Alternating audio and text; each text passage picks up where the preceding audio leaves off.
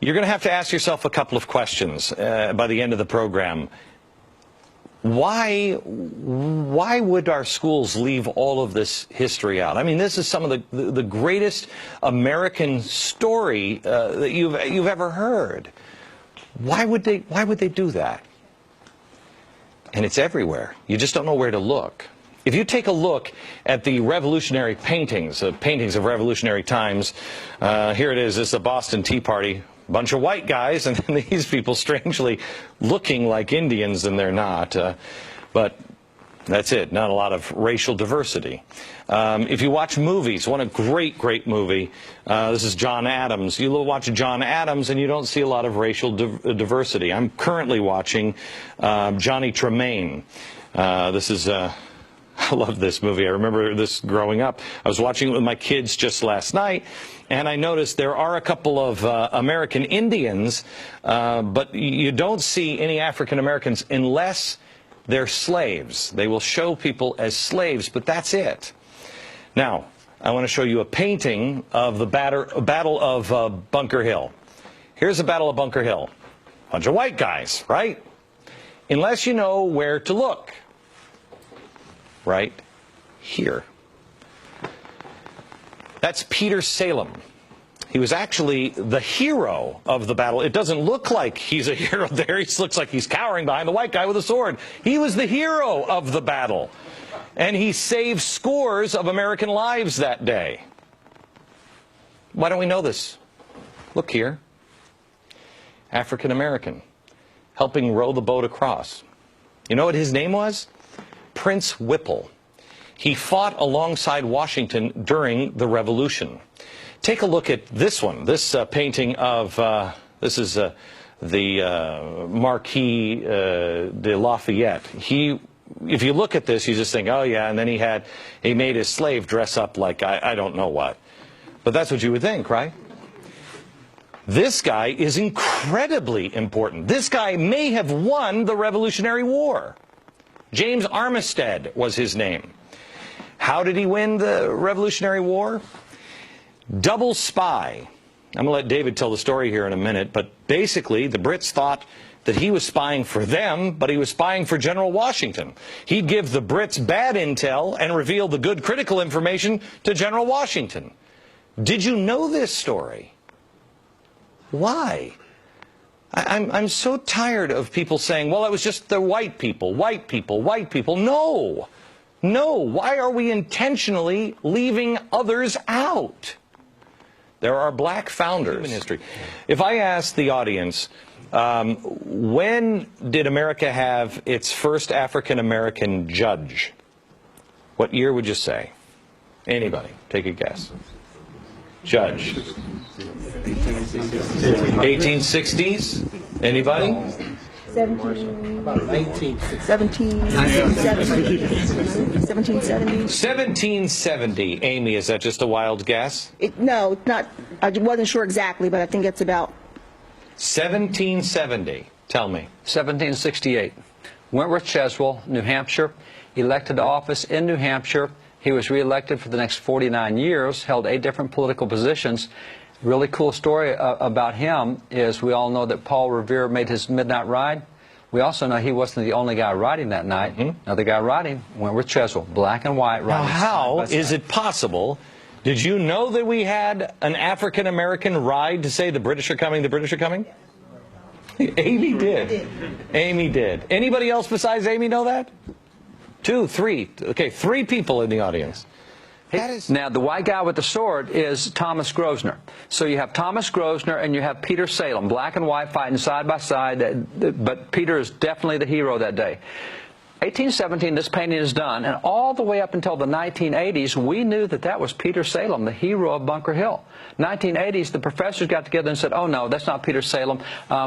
We think that that's Grosvenor's slave is who that is. It's not Peter Salem. Oh, you're kidding. No, in the 80s, they changed that from Peter Salem to Grosvenor's slave, Asaba. And that's what they say, oh, no, it's not Peter, it's Asaba, Grosvenor, it's his slave. how come the guy who painted it and the guy who was there and the guy who saw it and painted what he saw had him as Peter Salem, and now we've all convinced, oh no, it's just like... First, one thing that I think is missing in America, and it is the key to America, has been the difference between individual rights and collective rights. And this man articulated that. In a speech entitled Our Composite Nationality, Frederick Douglass said, "I know of no rights of color superior to the rights of humanity." He thought the worst thing that could happen for blacks after the Civil War was to treat them as exceptions in the law. And so today, with the discursive logjam that we have over things like affirmative action and group rights, and the only thing that you get from government is if you ally with others who look like you or somehow are categorized like you. This goes into your theory that this is why this is not being taught, because you can't play the victim card. If you don't... It goes against the traditional victim narrative. After the Civil War, the history was actually written by the losers. That's the one time in history where the losers wrote the history. That's exactly right. Really interesting perspective. That's exactly right. All right, David, explain quickly. Let's go through these people. Let's go through these. This guy right here, this is Lemuel Haynes. Lemuel Haynes is a soldier in the American Revolution. He's a black preacher. He's the first black preacher ordained in America that was a pastor of a white congregation in Vermont, Massachusetts, New York, several places. A black professor in black a preacher, white... That's right, in a white church. Yeah, black minister. Black minister in a white church in 4 different states. He was ordained in the Congregationalist denomination in 1785. He's the first black to receive a master's degree in America. He got that in 1804 from Middlebury College. So Lemuel Haynes, every year on Washington's birthday, he preached a special sermon about George Washington, his commander-in-chief, in all of his churches where he was. Unbelievable. So we don't hear about Lemuel Haynes.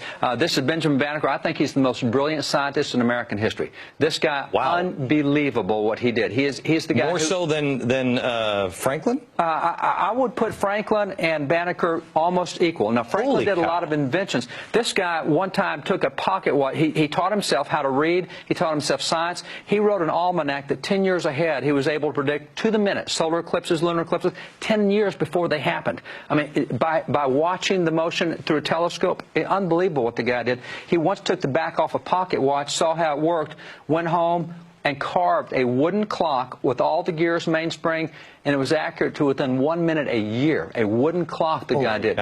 He's the guy who laid out Washington, D.C. He's the surveyor who did all that. He's a brilliant mathematician. Jefferson gave him... Never knew this. No. Jefferson gave him an example to France, said, hey, you guys in France think that blacks are inferior? Here's Benjamin Banneker. Okay, first, representatives, I asked, when did we have our first black Speaker of the House? When did we have the first Speaker of the House? 1789. When did we have our first black Speaker of the House? I bet most people would say never. Never, except it was right here. Joseph Hayne Rainey. Joseph Hayne Rainey of South Carolina is the first black to preside over the House of Representatives. These are the first 7 blacks elected to Congress. You have here Senator Hiram Rhodes Revels, the first black U.S. senator elected. He was a minister of the gospel. He was a missionary. He worked with Frederick Douglass. He recruited 3 regiments of black soldiers in the Civil War, and he was a missionary to slaves in the South. You have here Benjamin Turner, Josiah Wall, this guy right here is really cool. Robert Brown Elliott is probably the most brilliant guy of that era. He actually took on the vice president of the Confederacy in a debate on the floor and just tore his head off. The racist Alexander Stephens. It was a great debate.